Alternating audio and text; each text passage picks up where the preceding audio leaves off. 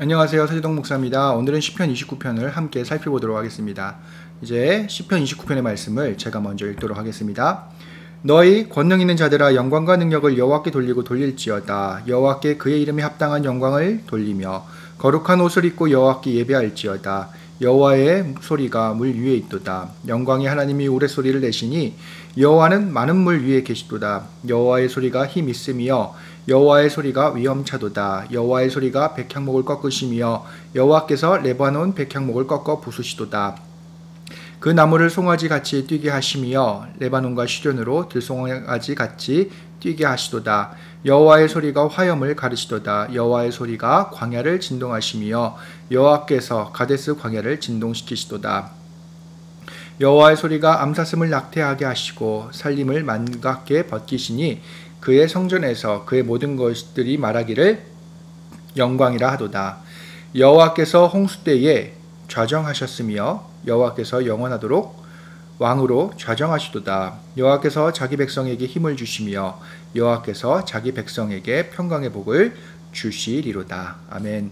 오늘 이 시편 29편의 말씀은 이제 하나님에 대한 찬양의 시편이라고 합니다. 특별히 시편 29편은 성전에서 이루어지는 그런 모든 것들, 특별히 하나님을 찬양하는 그 예배에 관한 그런 시편으로 이해하기도 합니다. 시편 29편은 단순히 우리가 눈에 보이는 그런 성전만을 이야기하는 것이 아니라 하나님께서 계시는 그런 공간, 그러니까 이제 우리의 눈으로 보이지 않는 그런 초월적인 공간의 그런 하나님의 그 계심을 이제 찬양하는 그런 시편이다라고 할 수도 있고요. 특별한 특징으로는 시편 29편에는 하나님의 그런 현현이라는 것들은 하나님께서 자신을 세상에 드러내시는 그런 모든 것들을 말하는데, 특별히 하나님의 현현을 여호와의 소리라는 특정한 표현으로 이제 표현합니다. 그게 모두 이 시편 29편에는 7번 등장하게 됩니다. 고대 근동에서는 이 7이라는 숫자가 상당히 독특한 의미를, 특별한 의미를 지니고 있는 숫자이기도 합니다. 뭐냐면 신과 관련된 거룩한 이제 숫자라는 그런 공통된 이해를 갖고 있습니다. 그래서 특별히 시편 29편에도 이 하나님의 소리 7이라는 숫자를 통해서 드러내고 있음을 우리가 확인을 해볼 수가 있습니다. 그런데 여러분, 특별히 이 시편 29편을 보시면서 드시는 생각 또는 평소에 하나님께 대한 하나님은 어떤 분이다라는 생각을 갖고 계십니까? 본문에서 다윗, 특별히 이 기도자가 찬양하는 이 사람이 높이는 하나님은 그냥 개인적인 하나님일 수도 있지만 더 크게 온 세상, 그러니까 온 우주의 왕 되신 하나님을 그리고 있습니다. 그러니까 온 우주, 온 만물의 주인 되신 하나님, 왕으로 자정하신 그분을 이제 찬양을 하고 있다는 것들을 우리가 확인을 해볼 수 있습니다. 그런데 그분이, 그러니까 온 우주의 왕은 어떠한 양상으로, 어떠한 형태로 이 세상을 통치하시는지 그것에 대해서 이제 드러내고 있죠. 1절과 2절을 먼저 읽어보도록 하겠습니다. 너희 권능 있는 자들아 영광과 능력을 여호와께 돌리고 돌릴지어다. 여호와께 그의 이름에 합당한 영광을 돌리며 거룩한 옷을 입고 여호와께 예배할지어다. 여기서 권능 있는 자들이라는 표현은 조금 의역했던 표현입니다. 이 표현에 대해서 학자들도 여러 가지 논란이 있지만 직역을 이제 하자면 이제 하나님의 자녀들, 아들들이라는 표현들도 이제 확인해 볼 수 있습니다. 그러니까 그런 하나님의 신적인 능력을 지니고 있는 사람들, 권능이 있는 자들이라고 표현했던 것들이 그런 의미입니다. 그러니까 하나님의 그런 성품들, 능력들을 지니고 있는 하나님의 백성들이 되겠죠. 그런 사람들이 이제 명령을 받고 있어요. 그것은 뭘까요? 영광과 능력을 여호와께 돌려드리는 거죠. 돌리고 돌릴지어다. 올려라 들려라. 이런 표현인데, 여기서 영광과 능력을 이제 돌려드리라는 이 표현은 뭐냐면, 그건 중요한 신학적인 의미를 갖고 있습니다. 뭐냐면 내 모든 것들이 내 능력 때문에 기인한 것이 아니라 하나님으로부터 이제 기인했다라는 것이죠. 제가 이전에도 설명을 해드렸던 것 같은데요. 영광과 이 능력이라는 것들은 우리 사람이 갖고 있는 것들을 의미하지 않습니다. 이 모든 것들이 기인한 곳은 바로 하나님께로부터이죠. 특별히 영광이라는 표현은 더더욱 이런 현상들을 강조하고 있습니다. 사람에게도 영광이 있다라고 표현하는데 구약을 잘 들여다보시면 그 영광이 바로 하나님께로부터 기인했다라는 것들을 노래하고 이제 서술하고 있는 것들을 확인해 볼 수 있습니다. 그러니까 영광을 다시 하나님께 능력을 드리는 것은 뭐냐면 내 모든 것들이 하나님께로부터 왔다는 것들을 다시 한번 고백하는 거죠. 그렇습니다. 우리가 받고 있는 모든 것들은 하나님께로부터 기인했다라는 그 고백이 필요합니다. 그 하나님께 세상의 왕, 그리고 우주의 왕 되신 하나님께는 우리가 하나님께로부터 받은 것들을 다시 돌려드리는 것이 중요하다라는 의미를 품고 있습니다. 그리고 보시면 여호와께 그의 이름에 합당한, 이름에 대한 표현은 더 이상 드릴 필요 없을 것 같습니다. 특별히 여호와의 이름은 한마디로 하나님 존재 그 자체를 의미하죠. 그래서 그분에게 합당한 영광을 돌려드리고 거룩한 옷을 입고 여호와께 예배할지어다. 가장 중요한 건 예배라는 것들은 뭐냐면 원적으로 봤을 때에는 하나님 앞에 자기의 존재를 그러니까 단순히 그냥 단어만 설명을 해드리자면 하나님 앞에 엎드려지고 무릎 꿇는 행위를 표현합니다. 무엇을 의미할까요? 주권이 누구에게 있느냐를 예배를 통해서 확인한다는 것이죠. 그러니까 예배라는 것들은 중요합니다. 뭐냐면 하나님의 주권을 확인하고 내 주권이 하나님께 있다는 것들을 고백하는 중요한 시간이다라고 할 수가 있습니다. 이제 3절부터 이제 9절까지 보면 이제 여호와의 소리가 이제 지속되고 있는데요. 한번 이 3절부터 9절까지를 제가 한번 읽어보도록 하겠습니다. 여호와의 소리가 물 위에 있도다. 영광의 하나님이 우레소리를 내시니 여호와는 많은 물 위에 계시도다. 여호와의 소리가 힘 있으며 여호와의 소리가 위엄차도다. 여호와의 소리가 백향목을 꺾으시며 여호와께서 레바논 백향목을 꺾어 부수시도다. 그 나무를 송아지같이 뛰게 하시며 레바논과 시련으로 들송이같이 뛰게 하시도다. 여호와의 소리가 화염을 가르시도다. 여호와의 소리가 광야를 진동하시며 여호와께서 가데스 광야를 진동시키시도다. 여호와의 소리가 암사슴을 낙태하게 하시고 살림을 말갛게 벗기시니 그의 성전에서 그의 모든 것들이 말하기를 영광이라 하도다. 하나님의 현현을 소리로 표현하고 있습니다. 현현은 하나님을 이제 드러내는 것이라고 표현하는데 여러분 여기서 드러나는 하나님의 현현은 어떻습니까? 예, 물 위에 우레소리. 그러니까 이것들은 뭐냐면 첫 세 가지는 1번부터 세 번째죠. 소리가 물 위에 있고 힘이 있고 그리고 백향목을 이제 소리고 그리고 힘이 있고 위엄차고 이 세 가지죠. 그러니까 3절과 4절에 있는 이 세 가지. 이 세 가지는 분명히 말씀드리면 초월적인 현상이다라고 할 수 있습니다. 그러니까 이 물은 단순한 물을 의미하는 것이 아니라 태고적 물, 그러니까 물 위에 계신 것은 뭘 의미하냐면 하나님께서 그런 태고적에 창조하실 때에 물 위에 수면 위에 운행하시다는 표현이 있었잖아요. 그것들은 단순히 하나님께서 물 위에 계신 것이 아니라 그런 물로 대표되는 혼돈의 세력들을 완벽하게 제어하고 움직이지 못하도록 제어하는 그런 상황을 이제 서술한 건데요. 바로 그런 표현들입니다. 그러니까 하나님이 초월적인 공간에 계신 거죠. 그런 악의 세력들, 혼돈을 만드는 그런 세력들을 완벽하게 제어하고 있음을 보여주고 있고요. 또 힘이 있다. 위험차다. 이것들은 또 눈에 보이는 표현들은 아니죠. 그래서 이 세 가지는 하나님의 초월적인 능력에 대해서, 초월적인 세계에 계신 그런 하나님의 드러내심에 대해서 이제 표현하고 있다라고 이해할 수가 있습니다.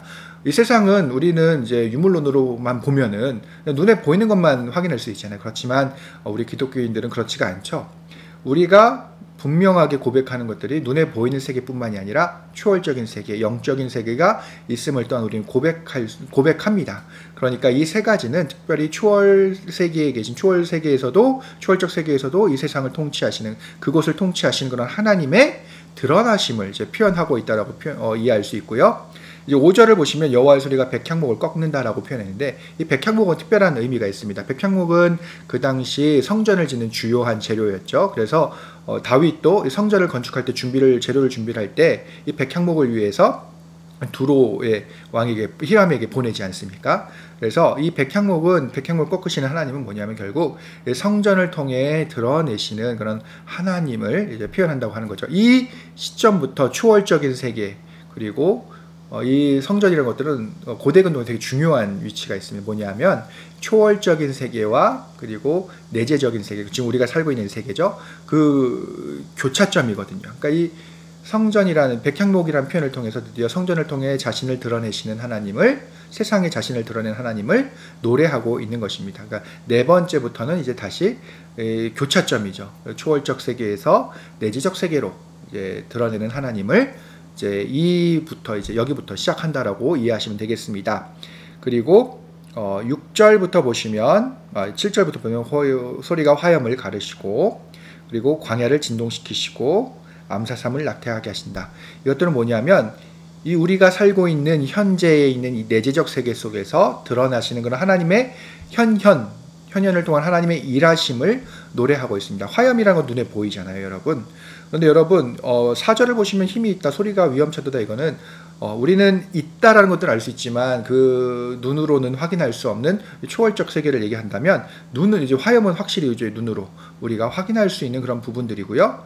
광야를 진동하게 하다는 것은 지진을 얘기를 하고 있습니다. 그래서 광야를 진동시키시고 지진을 일으키시는 그런 하나님의 일하심에 대한 능력, 자연현상을 통한 그런 거죠. 또 9절을 보시면 암사슴을 낙태하게 하시고 살림을 맑게 벗기신다는 것들은 뭐냐 하면 결국엔 하나님의 그런 소리를 통해 그런 피조 세계까지 영향을 주시는 그런 하나님의 드러내시는 현현을 찬양하고 있는 것들을 우리가 상상해 볼 수가 있습니다.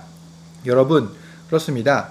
하나님은 단순히 이 세상에서만 있는 것이 아니라 초월적 세계부터 그리고 성전을 통해 이제 다시 자신을 드러내시면서 마지막 우리가 살고 있는 세상까지 총 7개의 소리를 통해서 하나님의 초월적 세계와 내재적 세계를 성전에서 드러내심을 지금 이것들은 찬양하고 있습니다. 그 하나님은 어떠십니까? 상당히 힘있고 위험하시고 왕의 그 모습 그대로를 반영하고 있다라고 우리 할 수가 있습니다. 그런데 이런 것들은 우리가 어디서 지금 느낄 수가 있겠습니까? 물론 자연현상에서도 할 수 있지만 여기서 중요한 몇 가지 표현이 있어요. 그것은 뭐냐면 6절 같은 경우는 이제 백향목에 관련됐던 그런 것들이 있잖아요.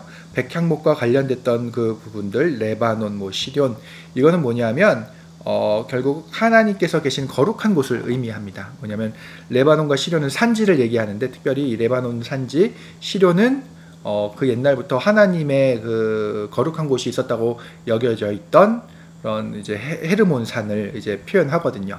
헤르몬산에 뭐가 있습니까? 바로 백향목이 있습니다. 그래서 그것들을 의미하고요. 또 이제 8절을 보시면 이제 가데스를 의미합니다. 여기서 가데스는 여러 가지로 또 해석될 수는 있습니다. 가데스가 원래는 거룩한 광야라는 의미로도 해석될 수 있지만 실제적인 그런 하나님의 역사 속에서 드러내심, 가데스는 특별히 이스라엘의 구원사와 관련이 있는 중요한 장소이거든요. 이것을 무엇을 의미하냐면 하나님의 자신을 드러내시는 사역은 단순히 그런 자연현상에서만 드러나는 것이 아니라 인간의 역사 속에 특별히 이스라엘의 구원사 속에서 드러나시고 일을 하신다는 것들을 표현하는 동시에 이것은 우리에게도 우리의 그런 삶 속에서 우리 교회 역사 속에서도 하나님께서 일하심을 드러낸다라고 이해할 수가 있습니다. 그래서 하나님은 단순히 그냥 자연현상 속에서 우리가 느낄 수 있는 것이 아니라 또 하나 우리의 그런 역사 속에서도 분명히 하나님의 일하심을 드러낸다는 것을 이해할 수가 있습니다. 마지막으로 10절과 11절을 읽겠습니다. 여호와께서 홍수대에 좌정하셨으며 여호와께서 영원토록 왕으로 좌정하시도다. 이거는 분명합니다. 하나님께서 우리의 왕되심, 왕으로 좌정하시는데 그분은 홍수라고 표현하고 있는데요. 이 홍수는 태고 쪽의 홍수를 얘기합니다. 우리가 창세기에서 홍수 사건이 있잖아요. 그 홍수를 이제 의미한다라고도 하는데 이것은 그걸 떠나서 그보다도 이제 태초의 그런 태고 쪽의 홍수를 의미하는데 이거는 결국에는 뭐냐 하면 이 세상을 혼돈하게 하는 그런 모든 세력들 위에서 이것들이 날뛰지 못하도록 잠잠하게 하시는 그런 하나님의 능력을 보여준다라고 할 수 있습니다. 11절은 이제 분명합니다. 하나님은 누구에게 힘을 주십니까? 바로 자기 백성에게, 그리고 그것도 평강의 복으로 주신다라고 고백하고 있습니다. 여러분, 우리의 왕 되신 하나님은 우리가 보이지 않는 세상 속에서도 일하시면서 그런 것들이 우리를 넘보지 못하도록, 그런 혼돈의 세력들이, 어둠의 세력들이 우리를 넘어뜨리지 못하도록 그 모든 것들을 잠잠하게 하시고 우리에게 힘을 주시고 우리에게 평강을 주시는 분이십니다. 이런 분이 바로 우리의 왕이 되신다는 것들은 시편 29편에서 노래하고 있습니다. 이런 하나님을 기억하시면서 오늘 하루도 승리하시기 바랍니다. 그러면 다음 시간에 뵙겠습니다.